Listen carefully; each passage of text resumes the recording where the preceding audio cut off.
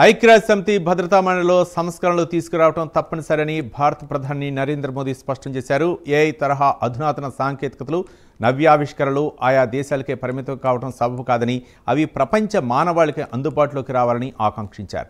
దక్షిణాఫ్రికాలోని జోహెన్బర్గ్లో జరిగిన G20 దేశాల శిఖరాగ్ర సదస్సులో ఆయన ప్రసంగించారు.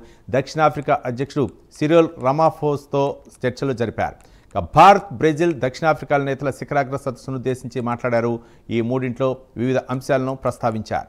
మూడు దేశాల మధ్య భద్రతా సహకారాన్ని బలోపేతం చేయడానికి జాతీయ భద్రతా సలహాదారుల స్థాయి సమావేశాన్ని వ్యక్తిగతం చేయాలని చెప్పారు. టెర్రరిజంపై కలిసి పోరాడతామన్నారు ప్రధాని నరేంద్ర మోదీ. ఉగ్రవాదం ఏ రూపంలో ఉన్నా ఖండిద్దామన్నారు. ప్రపంచానికి మనం మార్గదర్శకులం అవుదామన్నారు. అభివృద్ధి చెందుతున్న దేశాల ఆశలు బలంగా వినిపిద్దామన్నారు. పేదరికాన్ని నిర్మూలిద్దామని నేతలకు ప్రధాని మోదీ పిలుపునిచ్చారు.